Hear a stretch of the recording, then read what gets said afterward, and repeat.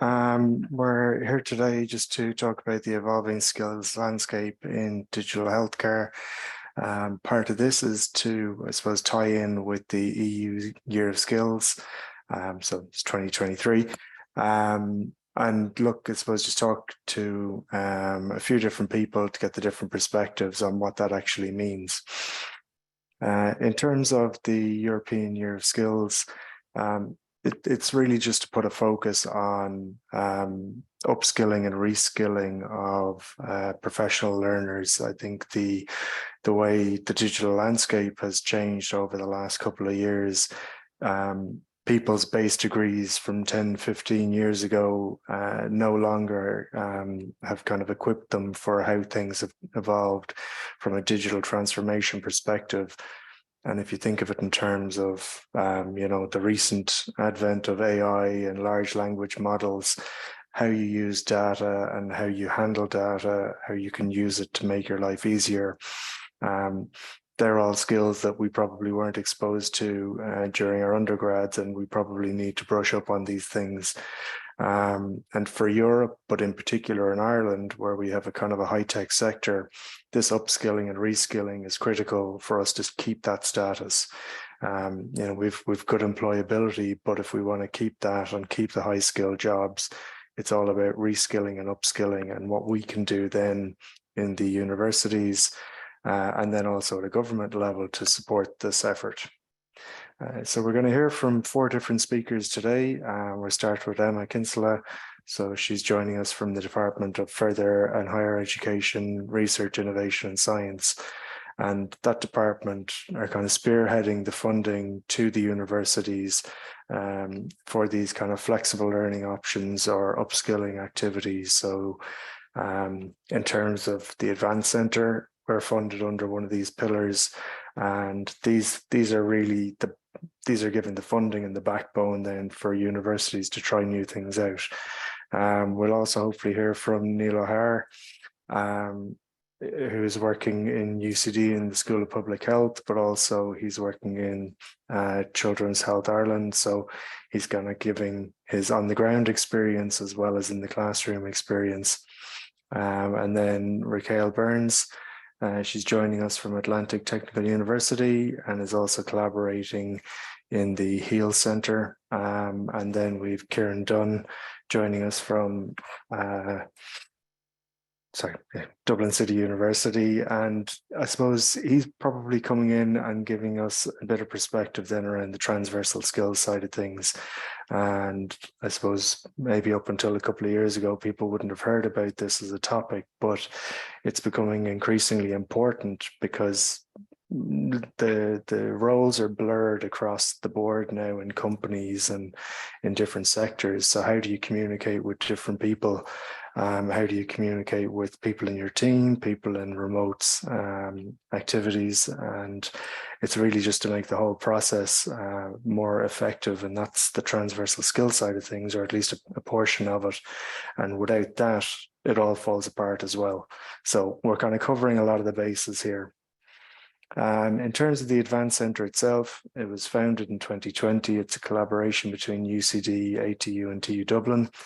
And our main focus is offering flexible upskilling and reskilling opportunities for learners. This is anything from modules all the way through to program side of things. As I mentioned, it's a HCI Pillar 3 funded activity. And between the 3 institutes, there's different levels. There's level 6 all the way up to level 9, which is kind of the master's level programs. And we're working across 11 different themes, all under the digital transformation umbrella. The main areas we're going to be, I suppose, looking at or hearing about today are in the areas of AI for medicine and health data analytics. And there's more information from the Advanced Centre offerings there in those sites. In terms of what we're trying to do in the context of the Year of Skills and also just the overall government strategy on this is to make sure that learners have a flexible route to learning. So that means you can go in and take an individual module out of a master's. You don't have to sign up for the full master's to get that little bit of nugget of information you need. But there's also then a way to go, well, I've got this, what can I add to it? to give me an award. So whether that's a certificate, a diploma, or all the way through to the master's. So it's this flexible approach, and a little bit, you might have heard it through micro-credentials. It's, you have your credits in the bank. When you add them up, then you have the opportunity then to apply them for a program. So it's just to make that learning journey a bit more flexible for people who are out in the workforce or learning part-time. In terms of the health data analytics side of things, there's a big range of programs kind of being supported through Advance between UCD and ATU. Here's just a quick summary of them, but there's all the individual modules out of these programs as well. So you can sign up to, you know, just one-off modules out of these programs. But then if you want to add them together, you can use those credits towards the program award. And then also part of the system is just that flexible pathway. So if you take the precision medicine, for example, you can take the initial certificate, that's your 20 credits. Those 20 credits can be applied to the diploma if you choose to continue on, and then onwards into the master's. So it's kind of breaking up the whole thing so you don't have to eat the elephant all at once.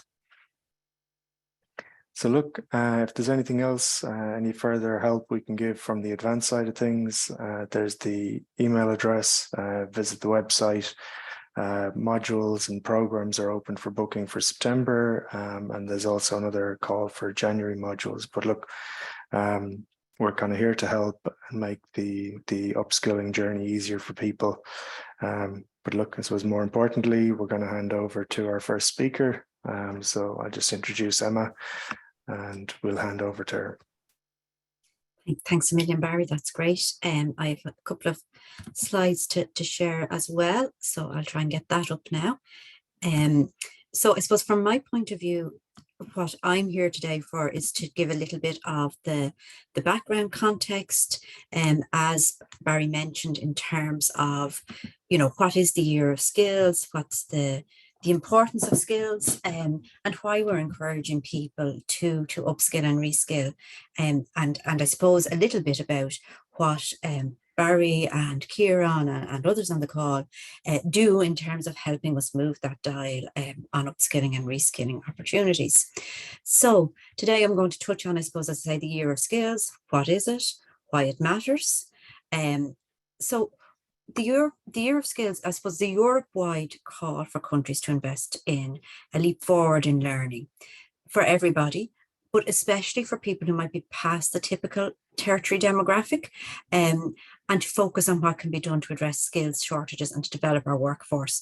So as Barry mentioned there, really what we're trying to get at is people who have left the education system, people who are in the workforce, and people who have, you know, moved on into their career and who may or may not be aware of the opportunities that are out there for them to develop. So that's really what the aim of the year of skills is, to make people start thinking about how we invest in skills, and to make people start thinking about what that means for themselves, and to, I suppose, advertise a little bit what the opportunities are. So why is it really important? So we recently conducted a review of our skills system with the OECD, and some of their main findings led to these 3 bullet points. So skills matter. Skills matter for individuals. They matter for people to take control of their career development opportunity, for people to be able to thrive in the workforce of today, for people to be able to address the needs, the opportunities, the challenges that are presented by things like digitalisation, as Barry mentioned. So, you know, at individual level, that's really important, but it's also really important for us as a country, because that well-educated, well-skilled, interested, agile, responsive workforce is one of our real selling points as a country. It's one of our real selling points on the global scale. And if we want to keep our competitive advantage, if we want to keep competing with other countries, we then need to make sure that we put skills at the centre of our development as a country and as individuals going forward. So to give you, I suppose, some of the real detailed findings of the OECD review, you'll see there that the share of young adults with a tertiary degree is significantly above the OECD average. So we do really, really well at educating our young people. But what happens then when they leave university is that our learning falls off a cliff. So we know that we are really lagging in lifelong learning. We're lagging in continuous learning and giving people the opportunities to learn throughout their career. We are a little above the EU average in terms of lifelong learning, but we fall far behind the top performers. We lag Sweden by, I think, 60% in terms of our lifelong learning rates. And we have given ourselves targets, to do really much better on this. So that requires significant investment in skills, but it also requires us to give the message out there to people about how important skills are for their own development, and to sort of walk away from this idea of, just because you have a good education up to a point that, then you're done and you never need to learn again. So from our point of view, we would like to see learning being intertwined in the life cycle. So as I say, learning as we know it has changed. So what you learned 5 years ago, 10 years ago, that doesn't equip you for a 30 or 40-year career anymore. Skills have a shelf life. And we're told by the World Economic Forum that those skills shelf life is around 2 years. So we should all be assessing our working skills every 2 years in order just to keep pace with the changes that are coming towards us. And of course, that's accelerating all the time because of AI, because of digitization and so on. So really what we want to get to is a 21st century model of learning and talent development, so that earning and learning are sort of intertwined throughout the work cycle. So you're not doing your education piece and then going to work and never looking at education again. Focus areas to help us do that are around things like the short, flexible, blended skilling options, things like microcredits, as Barry said, things like building up credits, things like developing people's transversal skills, and Kieran will get into this in much more detail, but teaching people how to learn and embedding that sort of empowerment in people's career development at an early stage, so that they have the skills once they leave the system to go forward and to take ownership of their learning journey. Part of that is around partnering with employers. That's very important for our department in particular, that we have this open for business attitude and that we partner very well with enterprise and, have a twin track approach to learning, so that enterprise is aware of how learning and how upskilling their employers and how giving them their employees and giving them the opportunities to develop as part of the workforce can drive their productivity, can drive their profitability as such as well, but also so that we in the department are aware of what's needed out there. And then we also want to ease the navigability through learning options. And I think all the people who are on this call today are very aware of the fact that there's lots of ways of learning, there's lots of options for people in this country, but actually they're quite disparate and they can be quite hard to navigate for people. So that's something that we're really grappling with as a department throughout the year of skills. So that people can have these individualized, continuous journeys of learning and development. There's lots of things already happening in this space, things like the human capital initiatives, of which the Advanced Centre is one, and also issues around microcreds, RPL, transversal skills, a lot of work on the partnership structures with enterprise, a lot of work on transforming the FET system also, and making FET and higher ed work better together, so that there are more continuous pathways, and also of course that research piece and embedding in a skills and knowledge system as opposed to just a skills system. Lots more to do. We have the gov.ie website there, which will give you some detail on what's happening around the country in terms of the Year of Skills and the European Year of Skills. The DGMPL in the EU also have a website which maps out what's happening through the Year of Skills. We're also hoping to conduct a campaign later this year aimed at sort of igniting the flame of learning for people and bringing people back to learning, so that we can continue to embed that messaging around the importance of continuous learning. Thanks very much, folks, for your time.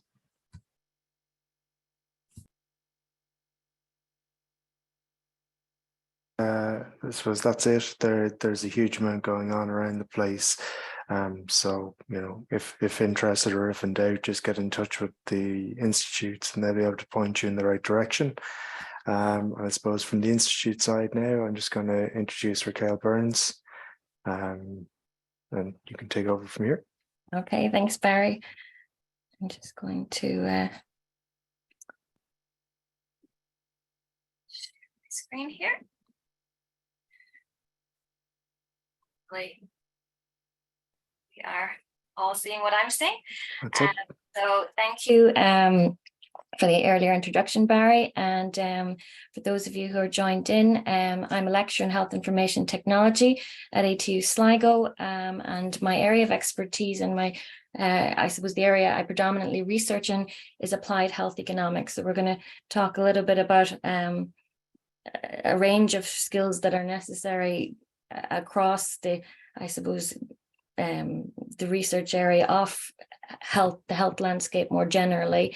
But first, I kind of wanted to just bring us back a bit to the idea of digital transformation and, what we are doing. Emma has laid a great foundation there to, I suppose, to highlight the European Years of Skills and what we're trying to achieve in terms of upskilling our workforce, but in specific to our digital transformation of healthcare within Ireland, just to highlight the guiding principles alongside the digital transformation plan.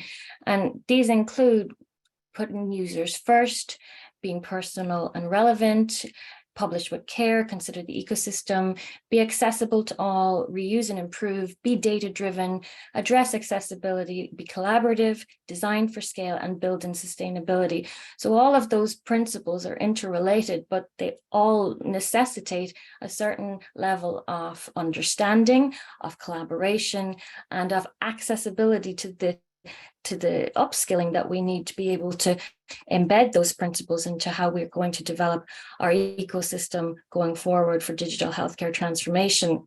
There are a lot of different strategies that are being applied in Ireland in terms of digital transformation. It is happening. The largest one, the one that we all are aware of, that was pretty much on our phones, on the news and on Twitter 24/7 for 2 years, is the transformation that happened not just in Ireland but globally as a response to COVID-19. We all were upskilled very quickly in health statistics, health literacy, understanding metrics, understanding change, understanding the impact of continued rises in prevalence and the knock-on effect on healthcare, understanding how healthcare were displaced. So obviously nobody wanted a crash course in health literacy, health informatics, health data analytics, health statistics. That was brought about by COVID-19, but it happened, and it transformed how the average person understands how the health care system works, how health surveillance works, how public health ecosystems are interrelated to the wider delivery of health. So I think there's so many lessons that we can learn from that experience and harness what we know people have already started to assimilate, and use that to grow, I suppose, the wider public knowledge around health literacy and around how data drives change for the better. So there's several e-health strategies in Ireland that are being clinician-led. I've only highlighted a few of the, I suppose, the prominent leaders in this area across different clinical areas, but there's a lot of great work being done by Susan Connolly, in Galway in terms of preventative cardiology and pairing with industry and providing Fitbits so that people can monitor cardiac related events. Mike Lucy's leading the way in terms of measuring outcomes in real time in order to manage palliative care individuals better in Limerick. Edel McDermott is based in St. Vincent's and is looking at providing e-health videos for patients so that they can understand the endoscopy process better. Another gastroenterology, Glenn Doherty in Vincent's, is looking at helping develop a database of understanding of the different trajectory of disease for people with IBD. Frank Sullivan's doing lots of work in terms of changing the way in which you interact with patients, embedding e-health technology for prostate cancer. And those are just a few that are already happening here. So there's a lot happening. We're doing a lot as it is. And relative to, I suppose, our closest neighbors, we are hitting the areas that are currently being transformed on the European stage and internationally. And this study, which might be of use to some of you on the call to look at afterwards, it's a very recent systematic review of all the different types of digital developments that have been happening in healthcare and telemedicine, the different subgroups and how they've increased over time and how we're embedding them. Now, this is from the UK perspective, but you know, we have a similar, not to the level or the scope, but a similar trend in terms of how we're embedding the different types of digital health technologies in health over time. Similarly, the way that we're using the different types of technologies and how that they've changed over time, again, from the UK perspective, but it's mimicked in the Irish setting as well. You know, we are becoming more, I suppose, capable of using smartphones relative to a decade ago. We're also looking at more types of applications in terms of self-management applications that we use with our smartphones. So patients who are, you know, they're the consumer when we're thinking about the delivery of healthcare. They're the people that we want buy-in from the most. They're already, I suppose, accessing different types of applications. They're used to e-health, and COVID definitely helped with that in terms of growing that understanding across the wider population. Another recent piece of research in terms of digital health solutions to control COVID-19 pandemic, specifically in countries with high disease prevalence, saw that, you know, without these digital health strategies, without the capabilities of e-health, there would have been a higher burden of morbidity and mortality associated with COVID-19. And the most common approaches that were used in digital health were applications like mobile apps, web-based apps, GIS, QR codes, wearable devices, cloud and mobile-based systems. And this is the type of infrastructure that we need going forward to manage everyday healthcare, not just as a response to a pandemic. So another report from a recent report that Elsevier conducted in terms of clinicians of the future looked at the supply side. So looked at, you know, what are the main barriers of, I suppose, the future of delivery of healthcare from a clinical point of view. And when you map these out and look at the different issues that are being highlighted from the supply side of healthcare, you can see that e-health strategies and digital health have the ability to reduce this clinical burden. Understaffed teams, in terms of not having enough capacity to do jobs, there are digital health solutions that will help increase or help improve efficiency, so that, you know, the potential that systems could be in place to alleviate that understaffing burden. The high expectations from patients, and this will grow and grow in terms of the growth in their own health literacy stock. So the more they become educated, the more they want interaction, the more they want knowledge. So allow them to access that knowledge through different patient portals, through their own patient records that are accessible to them in real time. Start sharing data with patients. in terms of the limited support for digital health, this has been highlighted by clinicians as one of the main barriers in terms of getting on board with helping to transform the structures that are in place and building more e-health supports within the system. So we are already addressing that. I think Emma highlighted what we're doing, and Barry highlighted a range of different options available. So we're already trying to tackle that by providing small courses or programs that are available on flexible learning to help improve people's understanding and people's ability to harness and use digital health solutions.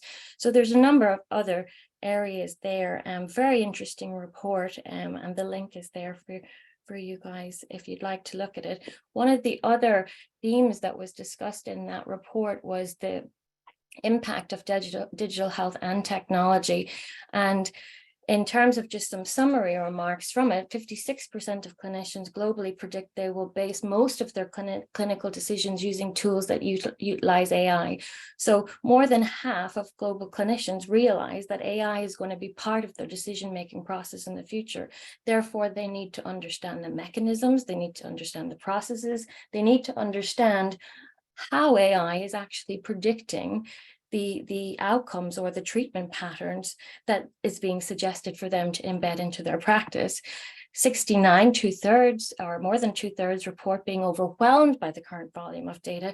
So they need to be able to either understand the data or have systems in place within their particular units of delivery, whether it's hospital-based or community-based, that allow for, I suppose, easier assimilation of how the data is speaking to each other, or the data that they need to do their job as part of the wider, larger data pool. In the same percentage, over 2/3 predict the widespread use of digital health technologies to become an even more challenging burden in the future. And how do we address that? How do we alleviate that burden in order to ensure that we are moving forward, we are providing better care, more efficient care, more effective care. And 83% believe that training needs to be overhauled so they can keep pace with technological advancements. And Emma mentioned that previously in her presentation, and there is a piece there. If we have these courses available and we have these initiatives to fund these courses, there's a piece in how do we free up time from those who are interested in doing these courses from their 9 to 5, so that the burden of lifelong learning isn't eating into their leisure time, because currently that is what's happening, and people are having to decide, will I invest in my lifelong learning or will I spend more time with my family, because I can't really invest in lifelong learning during my working time. And that's the opportunity cost that people are presented with. So sometimes they choose their families first, which I suppose is a good choice. And in that sense, we need to be able to find a way to make it more attractive and less of an opportunity cost to invest in lifelong learning. So in terms of the skills that we need, and I suppose this is just a very brief overview of the particular skills that we need to introduce more infrastructure in terms of the digital health strategies, but also to keep it going and to realize the potential that we have in terms of changing the landscape of our healthcare system. Health informatics is key, and it just uses all types of information technology to organize and analyze health related data to improve healthcare outcomes. So it deals with the resources, devices, methods to gather, store, retrieve, analyze information in health and medical fields, and then how to disseminate that information to whichever audience and in a way which individual audiences can understand. E-health as well. I mean, in terms of our e-health strategies, they're constantly expanding in Ireland, as with globally in the world.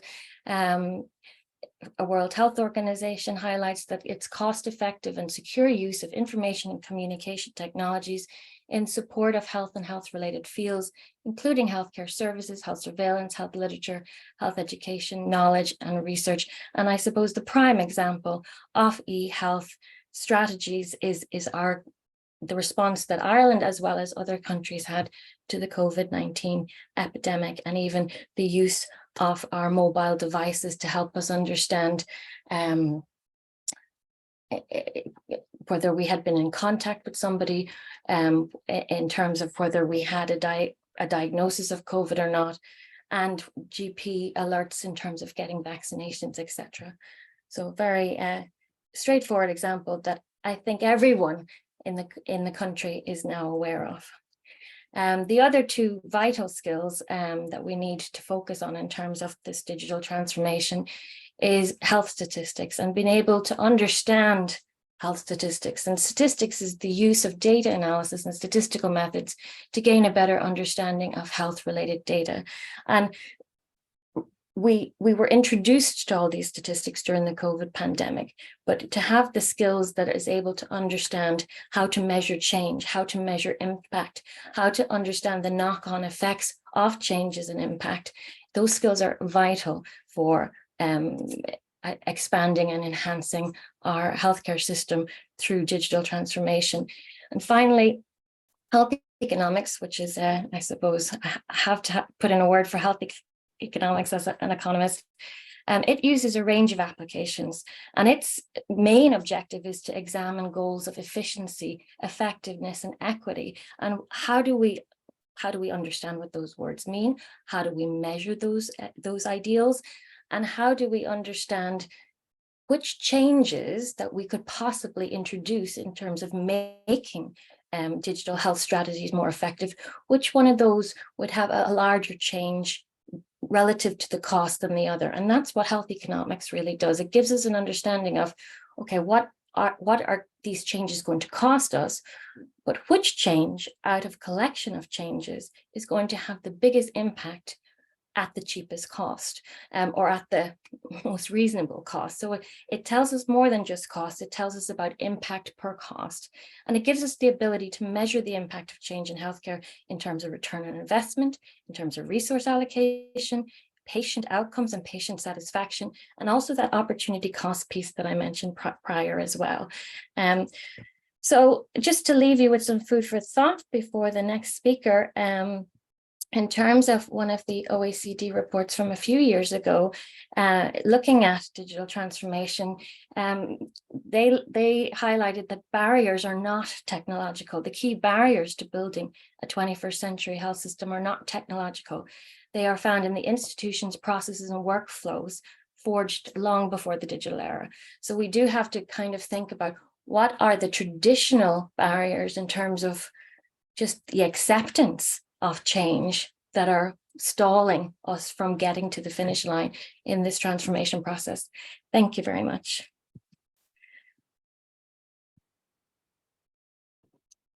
Thanks very much, Raquel. It was really interesting just to get the feel there from the overall breadth of data that people have to deal with and look at. I'm just going to introduce our next speaker, Kieran, and he's going to take us through the transversal skills part of the upskilling environment.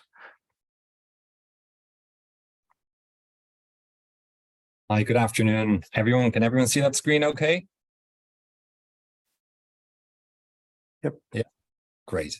So thanks for having me here. I'll go through this relatively quickly because I know Neil has lots of really interesting information to share with you as well. I suppose I come in from a slightly more macro perspective. My role in DCU is Transversal Skills Director.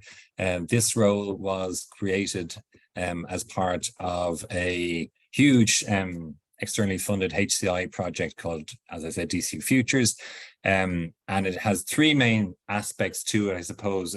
Emma was already talking about, we do a really good job on educating young people, and I think that's a valid point to make, but equally it's important that we would reflect on an ongoing basis of exactly what young people or all people are learning and what their educational experiences are like. And I suppose DCU Futures is really around revisiting that, reimagining what higher education might be like for the 21st century. And so the questions we would ask them things like what students should be learning, how they're learning, and then a really strong focus on explicitly prioritizing transversal skills.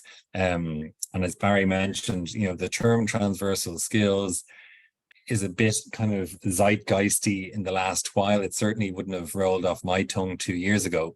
And there's a lot of confusion whether people say transversal skills, transferable skills, human skills, 21st century skills, horizontal skills, power skills. They're all essentially synonymous. The one term I certainly don't like is soft skills, but we'll come to that in a moment. But essentially, transversal skills are skills that don't belong to any particular discipline, but can be applied across multiple domains and different settings. And so I think, even though I work in higher education, there's certainly a lot of parallels to draw between healthcare and digital health and higher education in terms of some of the trends that are informing both sectors, because higher education, like healthcare, is amongst the most disruptable sectors. And what I mean by that is essentially there's a number of major trends that are informing both of these sectors, certainly higher education explicitly. So diversification will be one of them. So what is unique about any given offering that any education institution is rolling out? The same it could be said around health services as well. What makes it genuinely innovative, unique? Where is it adding value? That's a question we have to keep on asking. Then, of course, as the whole trend, the whole theme of today's talk is around digitalisation. And I think in higher education and also in healthcare, it raised the question of what are the advantages of in-person experiences as opposed to digital experiences? And sometimes digital experiences are the optimum ones. They maximize efficiencies and impact as well, potentially. They offer affordances that in-person experiences don't sometimes, but sometimes the in-person experience is really valuable as well. And so it's important that we would reflect critically upon that question. Then personalization, I think historically, both the healthcare sector and certainly the higher education sector really struggled with the idea of recognizing the uniqueness and diversity which defined the student population and the broader population.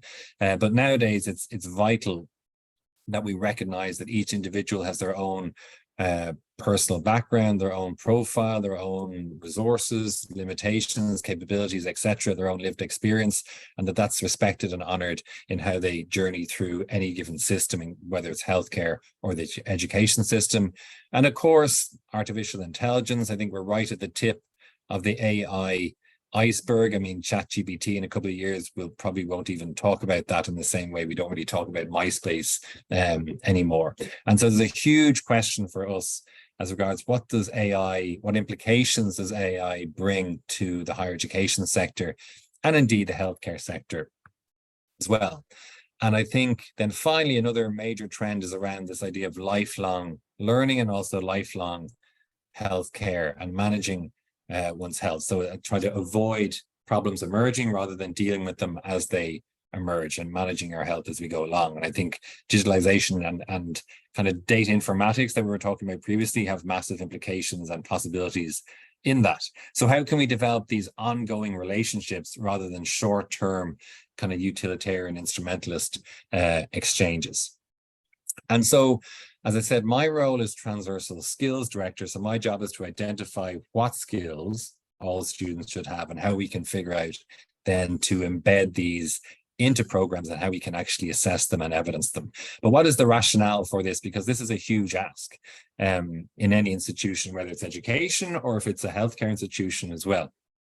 So first and foremost, I suppose, these transversal skills, it's not a zero-sum game. It's not one or the other. They complement the more technical skills, and therefore, by extension, they can be used to enhance the impact of these technical skills. As I mentioned already, the one term that I'm profoundly against is using soft skills as a term. Soft, rightly or wrongly, has a lot of negative connotations. It devalues these skills, which are incredibly important. Also, we see interesting trends in career mobility that graduates are actually moving away from being settlers to seekers. What I mean by that is they're changing career more often than ever before. And so if you're changing career and moving horizontally across sectors, it makes sense that you would have skills that you can bring with you as opposed to purely vertical knowledge and expertise that resides within a given domain. And then we also see lots of international and national reports. Emma mentioned already the OECD report. We have the World Economic Forum, we have EU reports, we've many different reports which are highlighting emerging and existing skills gaps. And then as well, Emma talked about the depreciation of knowledge in many domains and the reduction in the shelf life of knowledge. And I think that's a really important point to make. So we have to be constantly reflecting upon what areas of our knowledge do we need to upskill on. And then in the last year, we've also seen quite a significant shift in recruitment to a skills first model. So what we mean by that essentially is that increasingly employers are less interested in what qualification a job applicant actually has, as opposed to what skills they can actually demonstrate. And this is really important because I think university transcripts, and I know Neil will talk about kind of medical records from the 1980s and how they were handled and what they looked like. But certainly, you know, university transcripts are quite an ancient artifact. They haven't really changed in hundreds of years. And yet what we see is external partners are looking for universities to offer a different way to represent and demonstrate the achievement of students as they journey through that system. And of course, as we mentioned already, you know, AI, automation, a massive thing. And these transversal skills are fundamentally human skills in nature. They may well leverage the potential of technology and AI and automation, but they're not replaceable by AI at this point in time, at least. And therefore, they allow us to differentiate our unique human capabilities from that of technology. And I think fundamentally as well, it's really these skills allow us to, as I said, kind of maximize the affordances of digital technology without being simply beholden to them.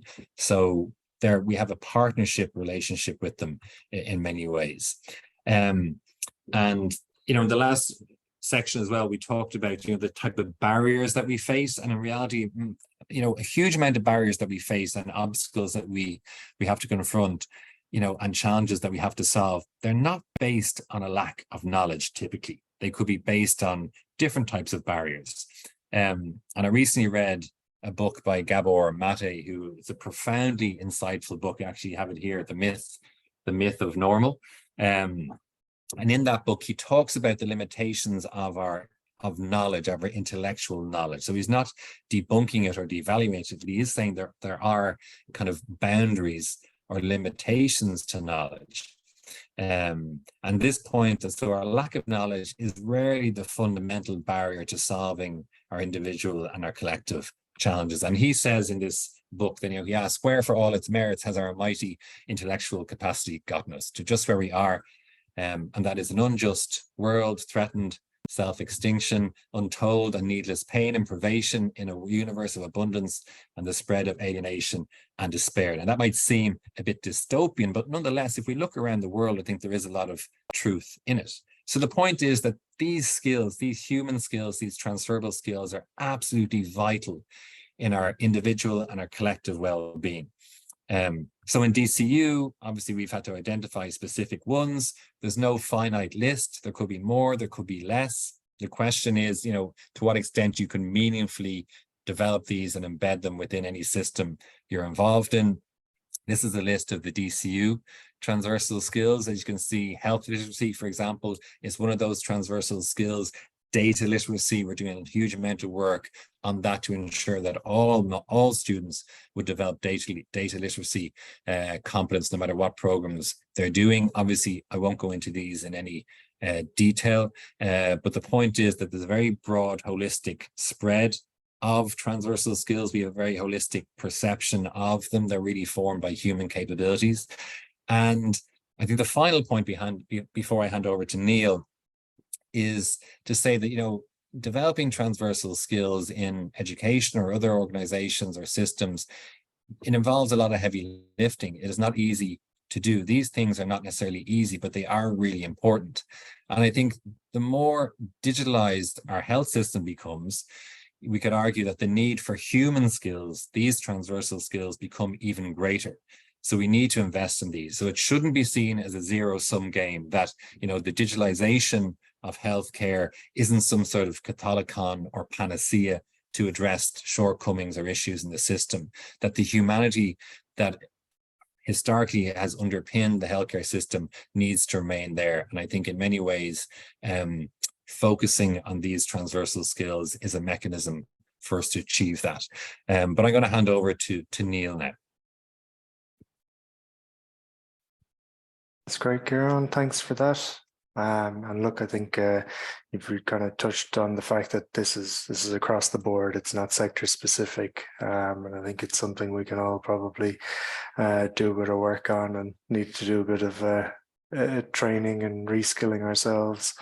So hopefully I'll be able to hand across to Neil, and hopefully the electrical gremlins have left us. Can you hear me, Barry? We can hear you, but there's no video. No, I don't know what's. I think Your the slides are analog up, though. the analog gods, I think, have hit me today. So apologies. Or can you see the screen? Yep. Okay, I'm going to stay in the kind of slide mode of PowerPoint, because the last time we tried to test this just beforehand, I got the blue screen of death, and it really did die well. So we'll just continue on as we are, and hopefully that's okay. So one of the things I wanted to do really was, ideally, kind of this comes before some of the other talks, and that is setting the scene, and why do we need kind of educational constructs within the whole area of health informatics. And I just wanted to try and kind of see if we can kind of place some of this in some sort of context. And the question is, you know, what will we do if we have a digital hospital, and what happens? And the children's hospital that I'm involved in will be, you know, it's everyone knows about the children's hospital. I'm not going to get into any of those sort of discussions. But one of the things we are definitely trying to do is open that hospital as a fully digital hospital. And what does that mean? Actually, it means quite a lot in terms of the journey that as you go through. So if you're a patient, and we will all be patients probably at some stage in the course of our lives, that you go through a process, maybe starting in primary care, community care, you attend your GP, you get referred into a hospital, you probably have some level of treatment, and you come out the other side, hopefully all is well, but you may need some continuing care. But inside that, there's lots and lots of functions that take place, and lots of IT systems that manage that function. And I suppose the difficulty is that we're very poor at these, and we have lots of paper, and what I will say is that this cannot be solved by an app, despite kind of recent commentary. There is no one app to rule everything and one app to kind of run it. These are kind of quite complex systems, very, very specific in terms of their clinical nature. So a little bit of historical perspective. This was the very first computer I got. For those who recognize it, you're old like I am. That is, it's a Sinclair ZX81, and the number kind of indicates the date that it comes from. And wards in hospitals looked a little bit, maybe not quite this bad, but there were that kind of idea. So I thought it'd be useful to have a bit of a reflection and say, what were medical records like in the 1980s? Well, we had some computer systems. We had departmental systems in a small number of departments, but they certainly didn't talk to each other. There was no sharing of records. There were different medical record numbers all over the place, loads and loads of papers. But it didn't matter, because everyone else was just in as bad a situation. Jump forward 43 years to 2023, and what's the situation? We have some health IT systems. We've made a little bit of progress, but we still have lots and lots of paper in the system. We're still scanning stuff. We're now digitizing it and then printing it out to read it and then scanning it again. You have sort of ridiculous sort of situations. Data protection rules an awful lot of stuff, and sometimes over the top. And that's not to say it's not correct. I'm just saying that sometimes people overinterpret it and can kind of restrict care where care is absolutely necessary. We have a national number now, thanks be to God, but it's not actually widely deployed. So we're definitely behind other countries. So what's wrong with paper, and what's wrong with paper charts? Well, it degrades over time. If you're unfortunate enough to be a chronic patient, you'll have many of these charts. You can find lots of documentation waiting to be filed. Often it doesn't get filed. It's not linked to your record. This is not unusual in many hospitals. It goes the same way. Illegibility, I have a guess at what some of these drugs are. God knows. I mean, I'm sure the guy or girl who wrote that probably knew exactly what they were. Some pharmacists are really good at interpreting, but in the main, handwritten notes are definitely patient risk. This is a strange one, but actually this is a lift shaft. And we even found medical paper records down through the lift shaft that had fallen down. So you can lose records very easily. So what can we do about it? I think it's interesting to look at how quickly the world changes. And this is kind of the time to reach 50 million viewers, and you can see how long it took in terms of years to get radio to 50 million. But then you go down and look at Google or Android, and we're down to really short periods of time. Electronic patient records is what we're all talking about. It's probably the holy grail, but it's only one part of the picture. In terms of what we want to get to. In Ireland, we've made some progress, but it's very spotted around the place. So it's not all joined up in terms of the various systems that are available. However, the HSE and eHealth Ireland and the eHealth function within HSE and the Department of Health are now progressing forward, and they're starting to develop a new strategy. And that strategy is, for the first time I've seen it, a strategy. It's in draft form at the moment, but it actually is very well identified in terms of the elements contained within it. There's big themes like, number one, patient as an empowered partner, number two, digitally enabled workforce, and you can see some of the others. But for each one of these kind of main principles, they've actually identified the functions within each, and they've identified when these might kind of get going. So they're looking at a kind of a 10-year plan. But what's the cost? I've no idea. We don't know yet what the cost is. Some people are reckoning it's going to be north of 6 billion. So a huge investment, massive kind of political commitment will be required to get there. But actually, I think this time has changed, and the seas are definitely moved a bit, and I think politically people want to get something done. So is now the time to get some sort of significant investment and move forward on this. As we go through, we need to measure our performance and how are we doing compared to, internally within the country, but also externally around the world. And many countries have made great progress in this. So we have others to light our way forward. And the HSE have done a kind of an initial review of various functions and where we sit on a maturity scale, and you can see these on your right. So organizational capacity, operations, infrastructure, etc. And they've graded themselves, and they've been harsh enough. But you can see 5 would be really good, and 1 is not so good. And you can see lots of them are down at the 1s and 2s mark. So we know we're not so good, but we've a long way to go. If we get all of this, these systems in place, we're going to capture an awful lot of information electronically. What do we do then with that data? Everyone kind of touts the idea of artificial intelligence, and I think Rachel was touching on it, but it's limited in terms of what it can do, and we need to be really careful and critically appraise the benefits of artificial intelligence in health. It's not going to solve everything, but there are definite use cases where it can be of benefit. So we need people to really understand this technology and critically analyze it as we go through. And then how do we keep this data safe? So it's one thing having it on paper, but if I have a paper record and I kind of leave it down in the local shop, I shouldn't leave it in the shop, but if I did, well, probably only a very small number of people are going to see that, at best, maybe before we actually locate it. However, if that's digitally enabled, then potentially that could be shared across thousands of people very, very quickly. So we have to be, careful and safe with our medical records, whether they're paper or digitally enabled, but we actually have to be really, really careful when it's digitally enabled because of this ability to share widespread. How do we implement these systems? Well, you could look at the Ryanair model, and this is often quoted, and we often try and implement these things as pilots and pilot projects. And the quote that I really like is that we have more pilots in healthcare than they do in Ryanair, which is, actually it's probably not a million miles away from the truth. So pilots are bad because they don't really get anything in and prove it.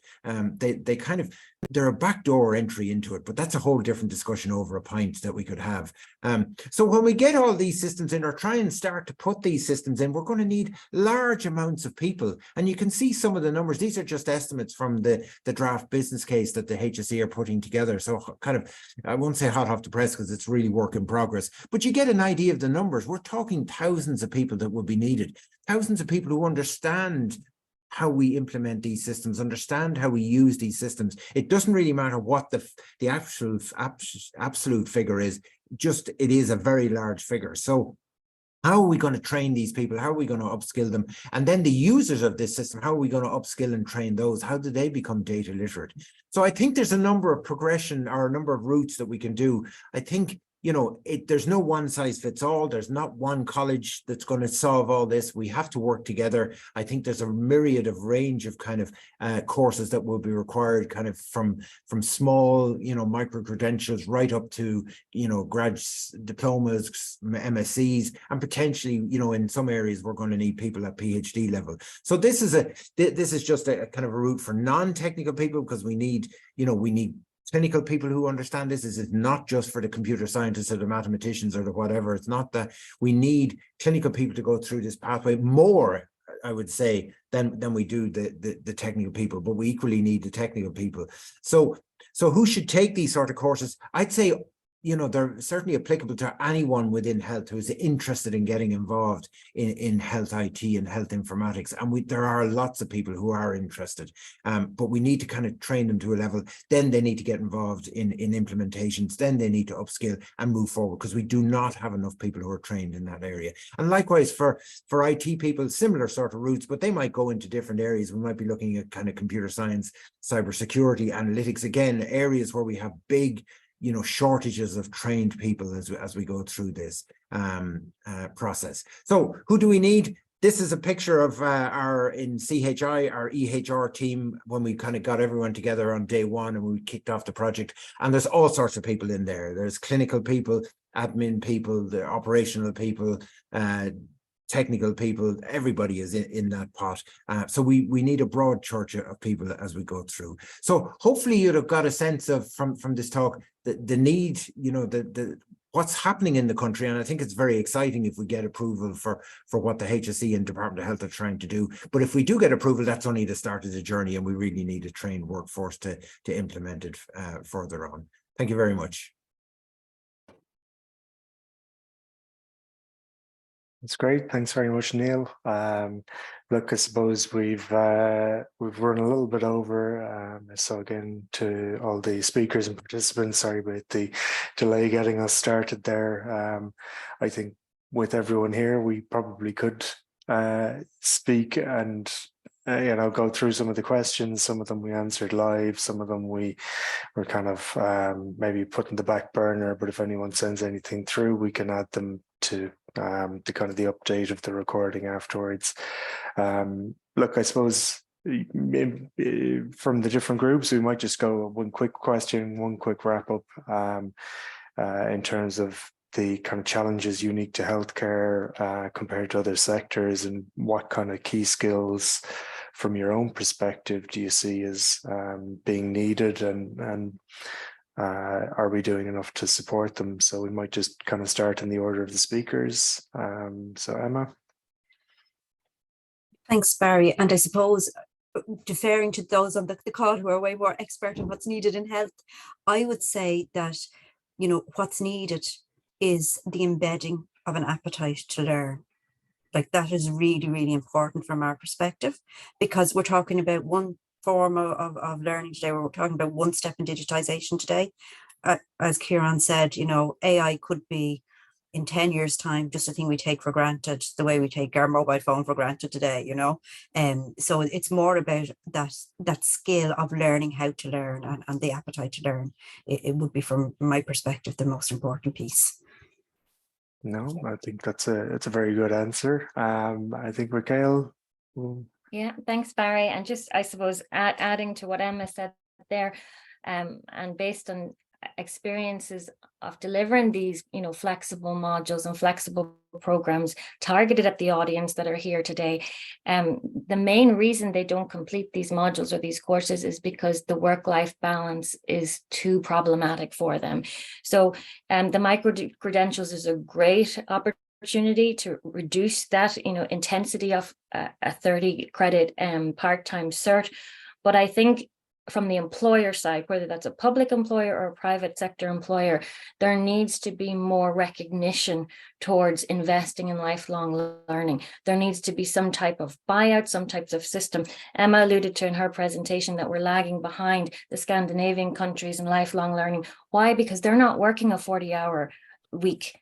They're not deployed in pressure cooker environments that is our health sector, whether it's private or whether it's public. So, you know, we're asking people to invest in lifelong learning, which is pivotal if we want to change what's happening in healthcare delivery in Ireland. But we're not giving them an opportunity to do that that's workable. You can't expect someone who's commuting at 2 hours in the morning and 2 hours in the evening after a 40-hour week to come in and say hello to their children and go into a room for 2 hours, 3 nights a week. It's not sustainable. And our students continually give us this feedback. They love the courses, they love the modules, they want to learn these skills, but they can't make it work. And then they're disappointed. And then they get that first taste of, I failed at this, and they don't want to go back to it for a little bit down the road because they, you know, it disrupted their own ability to have confidence in investing in lifelong learning. So I think we need more policies orientated towards the employers at facilitating some type of understanding or agreement or recognition process, buyout of some sort, because these skills are going to add to the productivity of our nation going forward. So, you know, looking at the future gain for the short-term loss is something that we need to be able to get across. Sorry, I probably took too long to explain that, but Yeah, and look, I suppose, Kieran, are you probably getting them at the graduate stage, or do you think is it the professionals that are you're kind of finding are having trouble coming back in? Yeah, well, I mean, my primary focus would be on the undergraduates, but certainly, I mean, the whole lifelong learning thing is so important, and I think it goes really back to this idea of the culture. So what is the culture that pervades in an organization? Because the culture is just simply a set of values that are shared by a group of people, but they're then manifested in their outputs, their systems, their behaviors, etc. And so if there's an incongruence, a disconnect between what an organization says they value and then the systems and the infrastructure that either facilitates that or hinders it, that's a big issue. And so if an organization says that, you know, we value lifelong learning and then doesn't create, you know, as we were saying, the opportunities to pursue that, that's a serious issue. And I think things around communication in the healthcare system, my own experience over the last year with 2 elderly parents who spent collectively, I think maybe 10 months in hospital, you know, the communication issues are profoundly frustrating and upsetting, and lead to really negative health outcomes for the family and extended family as well, by the way. So I think for me, communication is absolutely central to that. Okay, and I suppose, Neil, from slightly inside the system. Yeah, inside, and I go way up, and I'd say I actually, just Emma mentioned it, I actually think there's a huge appetite for people to undertake education. I think the point around kind of getting released to do some of these courses is a very, very valid point. But if I go way up and look down, and Kieran actually touched on it, what's going to change in health in terms of digital health? It's the public asking for it. The public kind of assume that we can connect things up until they get into the system, and as Kieran pointed out, they realize it's not connected up. It's terrible, you know. And until the public start shouting for it, the politicians will then start doing something about it, which will filter down, and then it'll become real. And then the managers will cop on that actually, to do this and get these sort of systems in, we do need to release our staff to upskill and train, you know. So I think it all kind of filters down. That would be my sense of it. So I don't know how we get the public to change, though. Sorry about that. But look, I think that's a very important point of actually just getting everyone on board and demanding it. And I suppose that's where policies come from. It's that kind of collective will, whether it's at a European level or a national level. So look, I think the HCI projects are, you know, a great example of a step in the right direction for the learning side. So long may it last, and hopefully we can keep on giving these opportunities to people as their learning journey continues. So look, we are 10 minutes over, but it was nice just to get a little bit of a wrap up at the end. Thanks again to all the speakers for joining and the participants, and look, best of luck. Any questions, please get in touch.